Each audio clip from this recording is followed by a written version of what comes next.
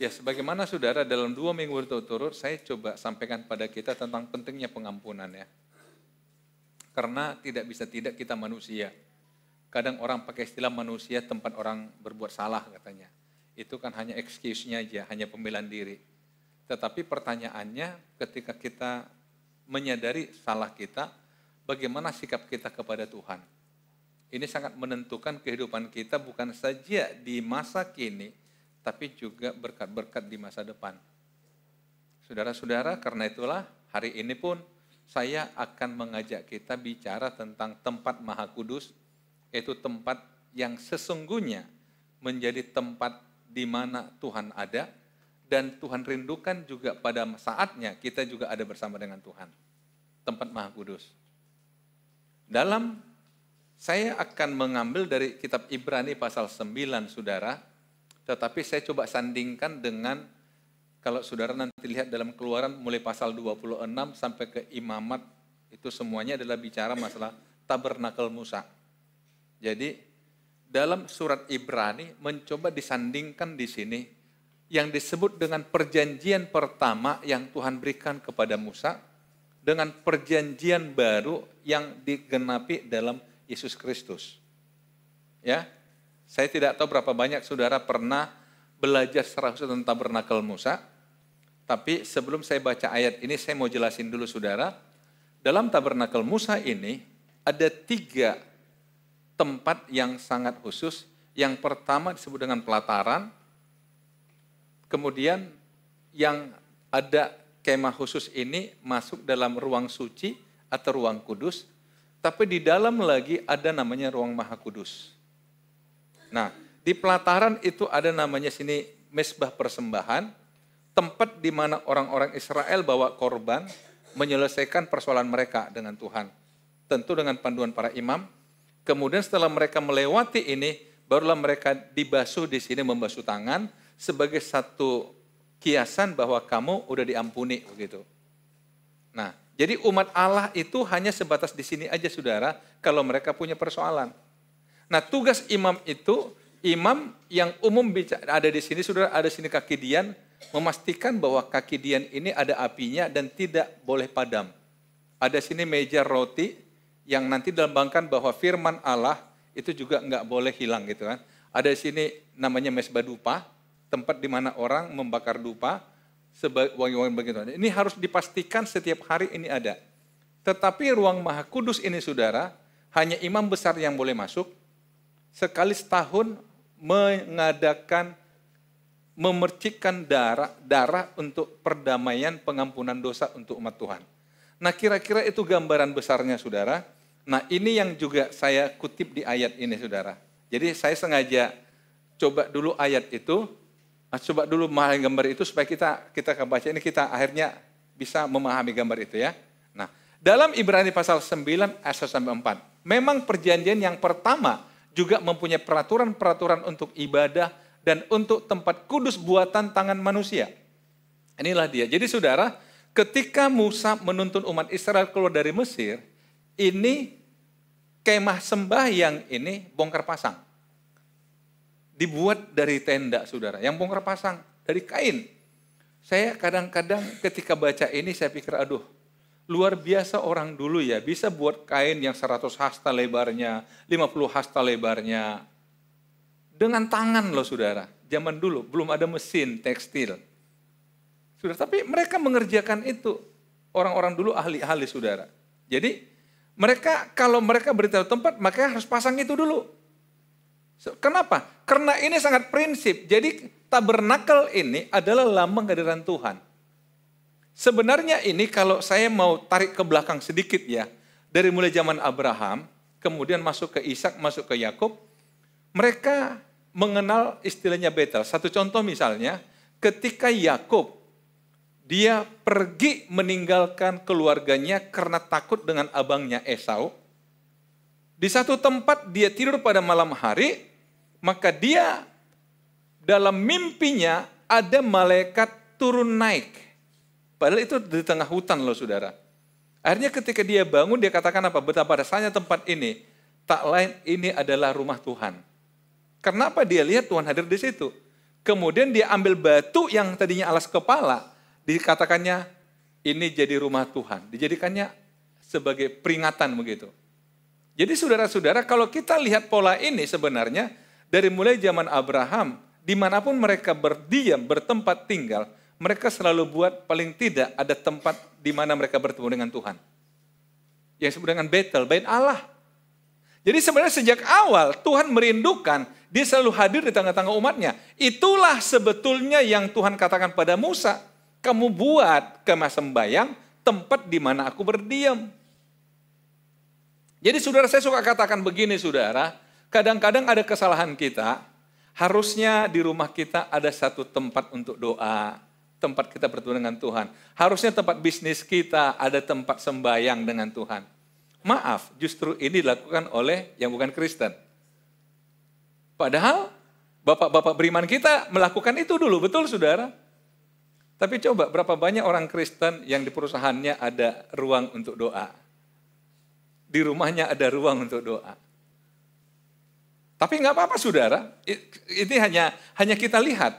Nah, jadi lihat, ini buatan manusia. Sebab ada dipersiapkan suatu kemah, yaitu bagian yang paling depan, dan di situ terdapat kaki dian dan meja dengan roti sajian, bagian disebut tempat kudus. Nah ini dia, ada kaki dian, ada roti, ada ini tempat kudus.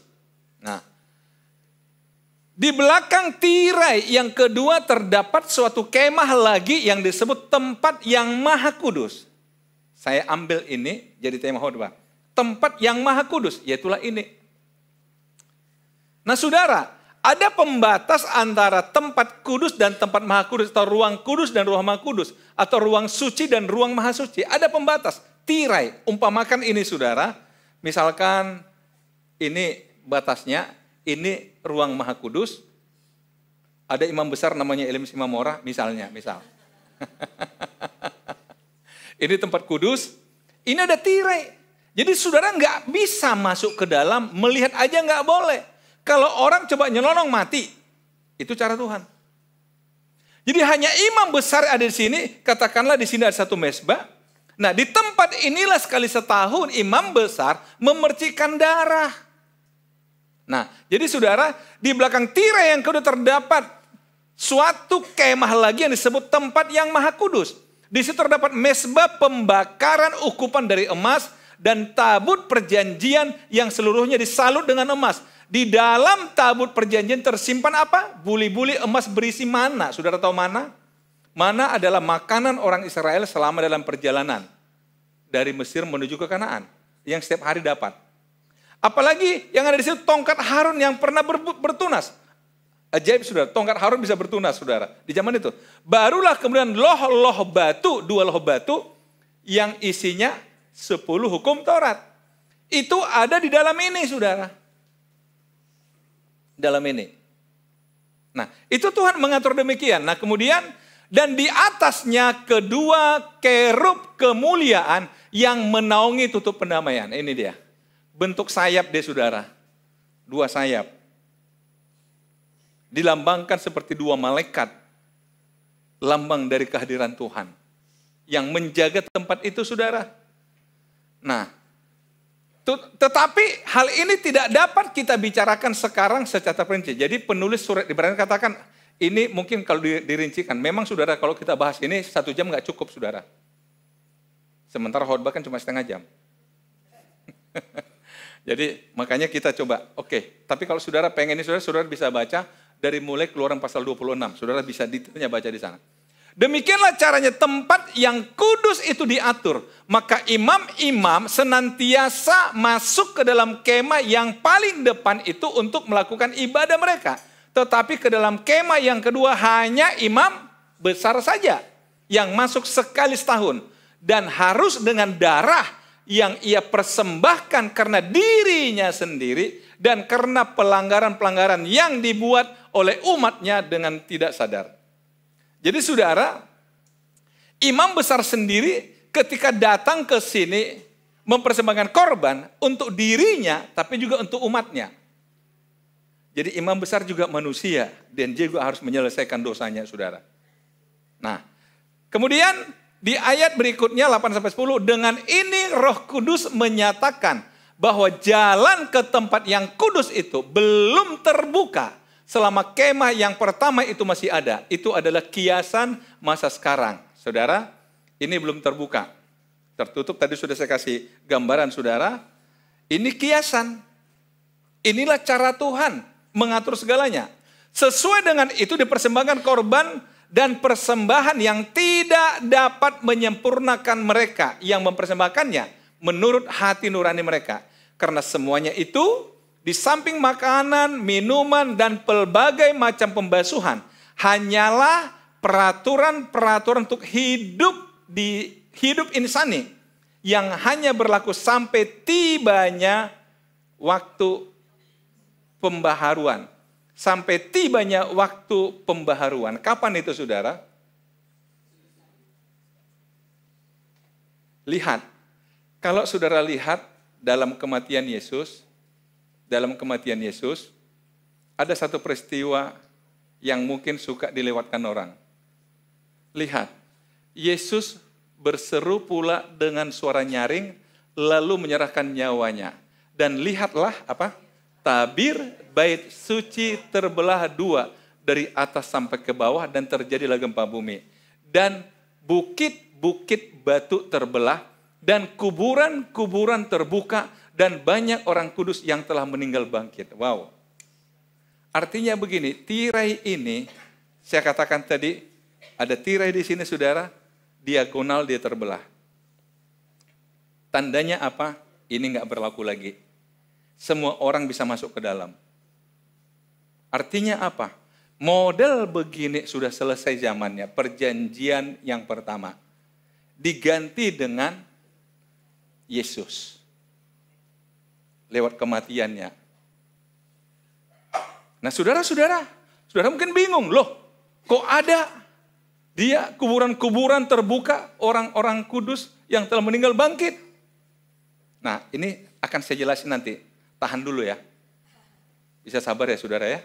Jangan pulang. Nanti saya akan jelasin dalam gambar, saudara. Nah, tetapi Kristus telah datang sebagai imam besar untuk hal-hal yang baik yang akan datang. Mulai dikatakan, Kristus, ia telah melintasi kemah yang lebih besar dan yang lebih sempurna, yang bukan dibuat oleh tangan manusia. Artinya, yang tidak termasuk ciptaan ini. Dia melintasi. Kenapa? Tempat maha kudus dia. Yang sungguhnya di mana?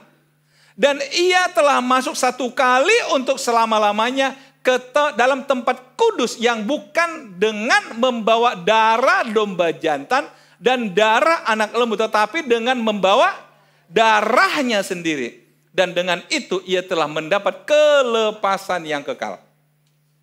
Dengan darahnya sendiri. Artinya, saudara, kalau kita kembali ke sini, bolak-balik orang berdosa bawa korban, bawa domba, bawa lembu. Bersalah lagi, bawa lagi. Bersalah lagi, bawa lagi. Coba bayangin, saudara.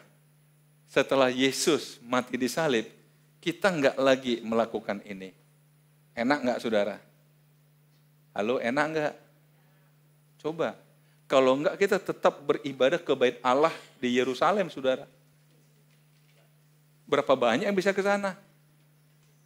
Tapi karena Yesus, tabir ini sudah terbuka. Artinya apa? Aku udah menggenapinya. Lewat darah Yesus. Nah, saya ingin kita coba lihat jalur keselamatan, saudara. Oke, mari kita lihat gambar ini, saudara. Mohon jangan berkedip. Iya, saya coba jelaskan dalam gambar ini, saudara. Kerajaan Allah yang kekal. Ini adalah ketika Allah menciptakan dunia. Ya, Allah ciptakan dunia. Dan saudara-saudara pada awalnya, termasuk mulai Adam, dan ada bapak-bapak di zaman dulu, mereka beribadah melalui tuntutan suara hati. Karena belum ada hukum waktu itu. Belum ada tata cara beribadah waktu itu. Contohnya misalnya, yang kita paling ingat adalah, kok bisa Kain dan Habel bawa korban persembahan kepada Tuhan? Siapa ngajar mereka? Nuraninya. Nuraninya. Jadi hati nuraninya akhirnya menuntun dia untuk berbuat ini pada Tuhan. Bawa korban pada Tuhan. Jadi itu yang terjadi saudara. Kemudian dari zaman Abraham kita juga paham mulai ada pemerintahan manusia, ada kerajaan-kerajaan. Betul? Kemudian berlanjut lagi ada bapak beriman sampai kepada Nuh dan sebagainya. Ada tokoh-tokoh beriman. Kemudian juga ada hakim-hakim, zaman hakim-hakim seperti Gideon, Yosua, dan lain-lain. Ada Hana. Kemudian ada namanya raja-raja dari Saul. Kemudian Daud, Salomo dan seterusnya. Kemudian masuk nabi-nabi. Saudara tahu nabi terakhir di dalam Alkitab siapa? Perjanjian Lama? Maleaki. Akhirnya Kristus Yesus datang dan mati di salib. Mati di salib. Oke, sering orang bertanya begini saudara. Kan Alkitab mengatakan jalan keselamatan cuma satu, yaitu Yesus. Terus gimana dong orang yang hidup sebelum Yesus? Ya kalau kita sih oke lah, Yesus sudah mati. Datang ke dunia tersalib begitu. Gimana orang yang sebelum Yesus? Saudara-saudara, tetap sentralnya Yesus. Orang-orang sebelum salib Yesus, sebagai bukti iman mereka kepada Mesias yang akan datang, maka mereka bawa korban. Bawa korban, bawa korban, bawa korban. Bisa ditangkap saudara? Karena apa?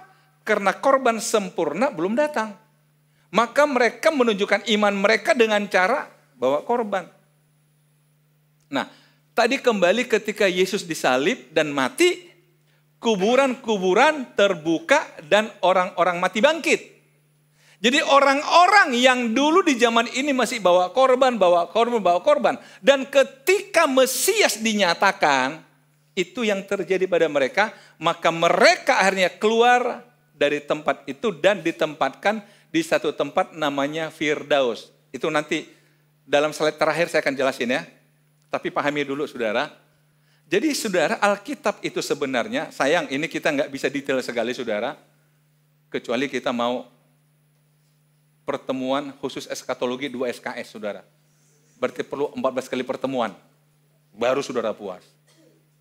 Ya, jadi saudara-saudara, tadi ketika saya khotbah ini di ibadah jam 9.30, begitu mau pulang seorang bapak katakan, waduh, seandainya orang dulu hidup sekarang, wah mereka akan happy sekali ya.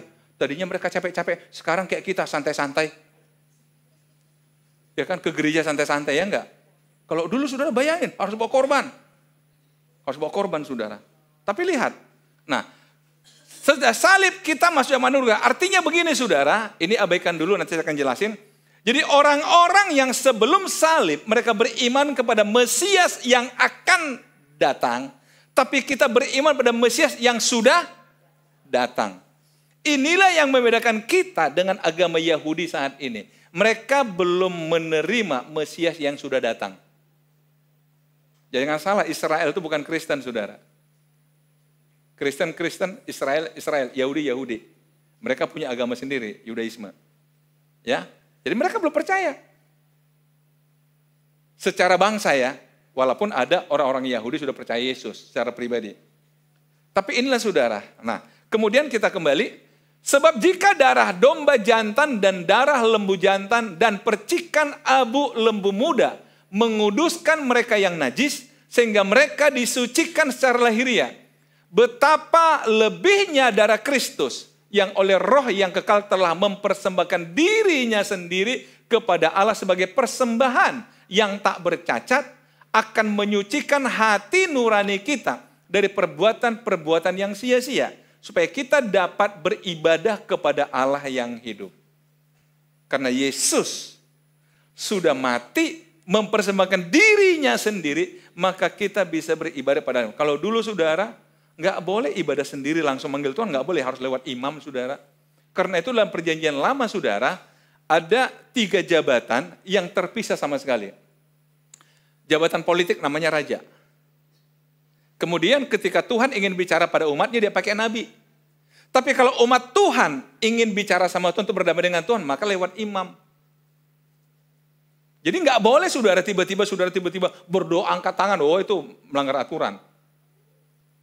Tapi sekarang saudara, mau dimanapun kita beribadah. sah-sah saja. Kenapa? Kita punya pengantara Yesus. Nah, saya ajak kita lagi baca ayatnya, saudara. Nah, saya lompat sini aja ya. Karena itu ia adalah pengantara dari suatu perjanjian yang baru. Tadi perjanjian yang pertama, sekarang perjanjian baru. Supaya mereka yang telah terpanggil dapat menerima bagian kekal yang dijanjikan. Sebab ia telah mati untuk menebus pelanggaran-pelanggaran yang telah dilakukan selama perjanjian yang pertama. Jadi saudara, kematian Yesus juga berlaku bagi mereka yang dulu masih menggunakan perjanjian pertama. Ya, ini perlu sedikit kritis untuk memahaminya, saudara. Nah, sebab Kristus bukan masuk ke dalam tempat kudus buatan tangan manusia yang hanya merupakan gambaran saja dari yang sebenarnya, tetapi ke dalam sorga sendiri untuk menghadap hadirat Allah guna kepentingan kita. Dan ia bukan masuk untuk berulang-ulang persembahkan dirinya sendiri sebagaimana imam besar setiap tahun. Jadi bedanya adalah kalau imam besar setiap tahun, tapi Yesus cukup sekali aja. Cukup sekali aja, saudara. Ya, bisa dipahami? Nah, saya akan jelaskan nanti lewat satu gambar, saudara, supaya lebih paham.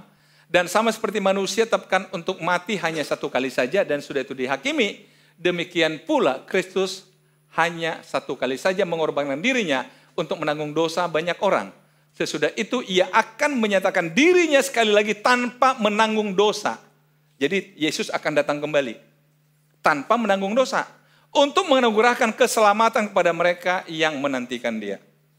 Saudara masih ingat ya, 2 minggu lalu saya katakan ketika kita bicara pengampunan keselamatan itu ada 3 tahapan sebenarnya keselamatan kita. Bukan ada yang mengatakan 3 tahapan, tapi ada 3 jenis, terserah aja saudara. Yang pertama adalah kita dibebaskan dari dosa yang dikatakan dalam Roma pasal 5 yang kita warisi karena kita keturunan Adam. Upah dosa ialah maut. Itu lewat salib darah Yesus. Tetapi yang kedua, setelah kita itu kan masih bisa berdosa lagi. Sehari-hari bisa berdosa lagi, maka yang menyelesaikannya apa? Firman Allah, kuduskanlah mereka dalam kebenaran, firman kebenaran, 17. Artinya apa? Setiap dengar firman Allah, maka kita mulai terkoreksi. Tapi nanti yang disebut dengan penyucian akhir, inilah keselamatan yang kekal, sehingga kita benar-benar dijadikan serupa dengan Tuhan, untuk layak bersama dengan Tuhan. Nah, saya jelaskan dengan gambar ini, saudara. Ya, tolong dilihat baik-baik. Walaupun judulnya adalah di mana sih orang yang mati itu? Di mana posisi orang mati? Nah, kita mulai dari belakang. Ini adalah kekekalan masa lampau. Dan di sini kekekalan yang akan datang. Nah, dimulai dengan penciptaan. Kemudian air bah. Nuh. Dan sejak itu saudara sampai kepada menunggu Mesias, itu yang tadi saya jelasin. Orang-orang bawa korban, bawa persembahan dengan sistem ibadah tabernakel. Di Bait Allah juga pola itu masih berlaku, saudara. Tapi setelah Yesus mati, barulah kita masuk namanya zaman gereja. Nah, sekarang pertanyaannya, saudara, di mana posisi orang yang mati? Kalau orang yang mati dosanya nggak diselesaikan, otomatis mereka masuk ke satu tempat namanya Hades. Tapi kalau dia udah terima pengampunan semasa hidupnya, maka di tempat namanya Firdaus. Saya ingin kasih beberapa hal di sini, saudara, untuk menunjukkan tentang Hades Firdaus. Misalnya, saudara masih ingat ketika cerita Lazarus orang kaya? Ketika dua-dua mati, Lazarus ada di mana? Di Firdaus. Tapi orang kaya di mana? Di Hades. Dan dia melihat Lazarus, oh kok senang sekali hidupnya. Kasih dong saya setetes air. Tapi kata Abraham, antara kamu dengan kita saling melihat, tapi nggak bisa saling besuk mengunjungi. Apalagi kirim-kiriman air, nggak bisa. Karena nggak ada GoFood, Gojek dan sebagainya. nggak itu gurauan saya, saudara. Artinya begini, saudara, ternyata antara Hades dan Firdaus saling melihat, tapi nggak bisa saling mengunjungi. Sampai akhirnya dikatakan, kalau gitu suruh orang ke tempat di mana saya, keluarga saya lah, supaya mereka bertobat dan nggak masuk ke tempat ini. Tapi kata Abraham, di sana ada para nabi kok. Artinya apa, saudara? Tolong ditangkap. Tidak ada istilah roh gentayangan. Arwah gentayangan nggak ada. Semua orang mati rohnya hanya dua kemungkinan. Apakah di Hades atau di Firdaus. Nah, karena itu Paulus pernah berkata, saudara bisa baca dalam 2 Korintus pasal 12 kalau saya nggak salah. Dia katakan begini, ada seorang 4 tahun yang lalu, sebenarnya dia menceritakan dirinya. Dibawa Tuhan ke langit yang ketiga, ke Firdaus. Itu Paulus bercerita. Tuhan memperlihatkan pada dia beberapa hal. Dibawa ke langit ketiga, ke Firdaus. Jadi Firdaus, saudara, tempat di mana orang-orang yang sudah selesai dengan dosanya sebelum dia mati. Ditempatkan di Firdaus. Nah, kemudian saudara, nanti saudara bisa baca di dalam 1 Tesalonika, saudara, ketika Yesus datang ke dunia, dia tidak langsung turun ke bumi. Yang namanya rapture adalah pengangkatan orang percaya. Baik orang yang masih hidup pada masa itu maupun yang mati dalam Tuhan bersama-sama akan bangkit dan bertemu Tuhan. Di mana? Bukan di sorga, di angkasa Tuhan turun ketemu. Sementara di bumi akan terjadi namanya masa tribulasi. Jadi saudara jangan takut kalau saudara orang percaya Tuhan nggak ikut tribulasi. Karena itu saudara, waktu vaksin orang kata, jangan mau. Itu tanda 666 itu. Wah, saya bilang, ini nggak ngerti firman Tuhan nih. Saudara, kecuali saudara menganut paham bahwa orang percaya masuk tribulasi. Maaf, saya nggak ikut-ikutan di situ. Nantilah kita bahas ada namanya pre-trib, post-trib. Itu masalah teologi lah itu, saudara. Tapi lihat, diangkat.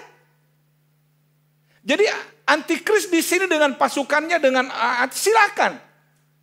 Tetapi nanti di akhirnya terjadi namanya perang Armageddon, maka Tuhan datang, diperangilah antikris dengan sekutunya dan dikalahkan, kemudian dipenjarakan masuk ke Seol mereka semua, ke Hades.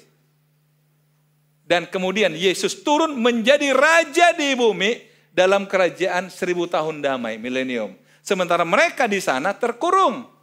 Di akhir kerajaan 1000 tahun maka dibangkitkanlah mereka untuk dihakimi dan masuk ke lautan api neraka. Halo, saya berharap ini bisa dipahami Bapak Ibu, saudara-saudara. Ya, walaupun sekali lagi, kalau di kampus ini ada yang 2 SKS, 3 SKS, tapi kan dipadatkan saudara dalam setengah jam. Tapi setidaknya saudara, mari kita pahami ini, begitu seriusnya keselamatan itu, sehingga Yesus mau mati. Begitu seriusnya keselamatan itu, saudara. Karena apa? Karena Yesus nggak mau kita masuk di sini. Yesus nggak mau, tapi dia ingin menjamin kehidupan kekal, yaitu sorga bagi kita. Amin, saudara. Kiranya Tuhan menolong kita untuk memahami dalam persiapan Paskah ini, supaya kita semakin menghargai tentang pengorbanan Yesus Kristus. Tuhan Yesus memberkati.